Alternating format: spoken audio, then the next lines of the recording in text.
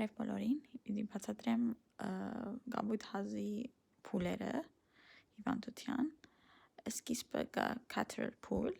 վերջը նոբայացև փուլ և լավացման փուլ։ Catheter փուլը ինքը սովորաբար տևում է 1-2 շաբաթ պարակվելուց, մինչև ավելի գնալը տևե 21 օր, նորածիների մոտ ավելի կարճ է և ինքը ուղղակի կա պարզ վերին շնչառական վարակի ախտանիշները, օրինակ սուպերվեր ջերմություն, քթահոսություն, թեթև հազ։ Նոբայացև փուլը ներկայացնում է տիպիկ ներշնչական ռեպրիզների փուլը, ինչ են իր կլինիկական նշանները, կրկնվող հազի պարոքսիզմներ, վերջ են այս պարոքսիզմներից հետո վերջավորության կթիդվի whoop-ը, ռեպրիզը, cyanosis, որը կապտությունն է, peri-oral cyanosis, apnoe, այսինքն apnea, այսինքն իր շունչը կպահե, հազից հետո թիդվող բսխումներ։ Երեխաները սովորաբար կանգատ չեն ունենում հազային նոբայից դուրս, այսինքն միան այդ նոբաներն են իր specific symptom, նրանից դուրս իրենք սովորական են հազ չունեն, քթահոսություն չունին, կանգատներ չունին։ Տևողությունը մոտ 1 ամիս է, բայց կարող է վերադառնալ լավացումից հետո նոր վիրուսով վարակվելու դեպքում։ Այս երեխաները բանտարկություն չեն ունենալ, եթե ունենան է, պետք է հիշենք ասիկա կրնալ պարտացած երկրորդային բակտերիալ վարակի հետ։ Վերջ են գուկա լավացման փուլը, որը այլևս կմեղմանա իր ախտանշանները, ռեպրիզները, պարոքսիզմները ավելի կսկսին հաջողականություն քիչնալ, տևողությունը ասել շաբաթներ մինչև ամիսներ է,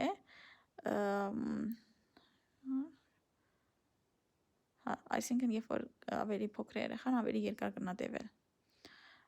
Ինչ են բարդությունները, ոստեղ կնանք տեսնել հաճախ հանդիպող և այլ բարդություններ, ամենը common հանդիպող բարդությունները կնալալ, օրինակ երկրորդային բակտերիալ թոքաբորբ, ասի շատ կամ կնա apnea, ավելի ճիշտը, բրադիկարդիա, թոքային հիպերտենզիա, ցնցումներ,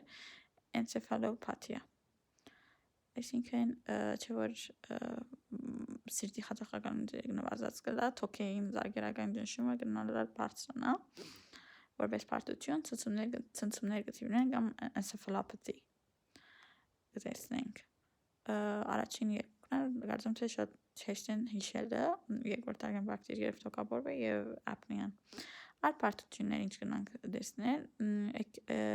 էքիթոդակիս մեդիա, ջրազրկում, օրինակ կոնջանկտիվաներու կամ սկլերաներու հեմորազիաներ, այսինքն արնահոսություն աչքի ջերմակ թաղանթին վրա, պետեխիաներ, պտիկի, գողերի գոդրվածք, նյումոթորաքս, ենթամաշկային էմֆիզեմա։ Մինչև 6 ամսական երեխաների բարդությունը ռիսկը խումբն են, ունեն ավելի բարձր հիվանդության և մահացություն։ Ինչ են աջակցությունները, որ պիտի ասենք, որ երեխան պետք է պարգի հիվանդանոց, ցանկացած 6 ամսականից փոքր երեխա, ում մոտ հավանական է հակաբույթ ախտորոշումը, պետք է հոսպիտալացվի դինամիկ հսկողություն և նոբաների ծանրության գնահատման նպատակով, մինչև որ ընտանիքը կծանոթանա հիվանդությանը, նորվայցև հազի ծանր դրվագներ, պարոքսիզմներ։ Լավ, ուրեմն ուրիշ պիտի ասեմ, որ ինչ են ախտանշանները գաբույթ հազին, նոբայացև հազ, ռեպրիզներ, հազի ռեպրիզներ, հազից հետո բսխումներ, եթե երեխան օրինակ շփված է երկարատև հազ ունեցող մարդկանց հետ, եթե ինքը պատվաստված չէ եւ շփված է այդ մարդկանց հետ, եթե այս բոլոր տիպիկ նշաններ ունենք եւ օրինակ contact ունենք հաստատված կապույտացի դեպքի հետ, այս կապույտացը ինքը ուրիշ անուն ունի, օրինակ 100 օրվա հաց, կարծեմ թե որ երևի օրինակ դες convalescent stage-ը, որ որքան երկար կնա դեպել հազը։